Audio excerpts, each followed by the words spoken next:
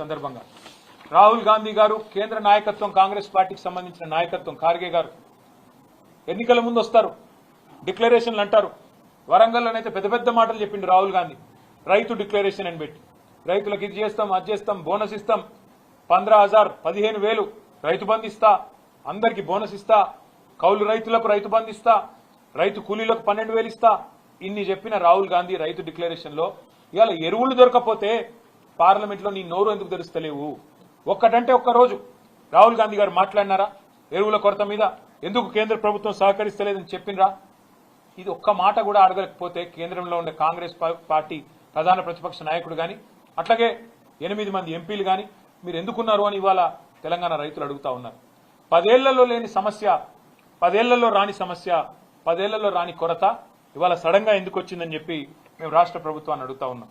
అట్లాగే మీరు రాష్ట్రంలో ఉన్న పరిస్థితులు ఇవాళ వ్యవసాయ రంగంలో ముఖ్యంగా ఇవన్నిటినీ మీరు దాచిపెట్టి కావాలని పంటలు ఎండబెట్టే విధంగా కన్నెపల్లి పంపు మోటార్ ఆన్ చేయకుండా కిందికి నీళ్లు పోతా ఉంటే శ్రీశైలం నుంచి పైన మరి పాలమూరులోని చెరువులు నింపేదానికి అక్కడ మోటార్లు ఆన్ చేయకుండా రాష్ట్రంలో ఎక్కడ కూడా చెరువులు నింపడానికి ప్రయత్నం చేయకుండా కిందికి నీళ్లను పంపే పరిస్థితి ఏదైతే ఉన్నదో ఇది రాష్ట్ర రైతాంగం మొత్తం కూడా చూస్తా ఉన్నది.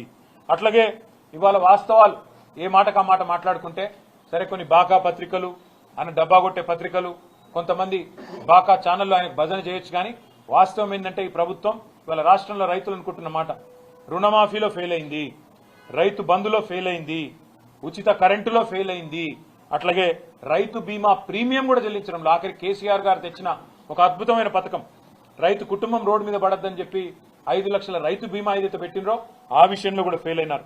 రైతుల ఆత్మహత్యలు తిరిగి ప్రారంభమై ఇవాళ ఉధృతంగా పోతా ఉన్నాయి. ఇప్పటికే 600 మంది పైచిలకు రైతులు ఆత్మహత్యలు చేసుకున్నారు. ఆ ఆత్మహత్యల నివారణలో కూడా రేవంత్ రెడ్డి ప్రభుత్వం ఫెయిల్ అయింది. సాగునీరు అందించడంలో ఫెయిల్ అయింది, పండించిన పంట కొనుగోలులో ఫెయిల్ అయింది, బోనస్ ఇవ్వడంలో ఫెయిల్ అయింది, అట్లాగే విత్తనాల సరఫరాలో ఫెయిల్, ఈ రోజు ఎరువుల సరఫరాలో కూడా అట్టర్ ఫ్లాప్. ఇది వాస్తవం. కానీ దీనివల్ల నష్టపోతున్నది 70 లక్షల మంది రైతులు. వారి తరపున తప్పకుండా మేము కొట్లాడడానికి సిద్ధంగా ఉన్నాం. తప్పకుండా మరి క్షేత్రస్థాయి నుంచి రాష్ట్ర స్థాయి దాకా కూడా పోరాటాల్లో బీఆర్ఎస్ పార్టీ ముందుంటది. వెంటనే పోరాట కార్యాచరణను కూడా ప్రకటిస్తాం. అట్లాగే ఢిల్లీకి బస్తాలు మోసే దాని మీద ఉన్న శ్రద్ధ, ఢిల్లీకి మూటలు మోసే దాని మీద ఉన్న శ్రద్ధ ఎరువుల బస్తాలు తెప్పించే విషయంలో మాత్రం రేవంత్ రెడ్డి గారికి లేదు అనేది కూడా ఇవాళ తేలిపోయింది.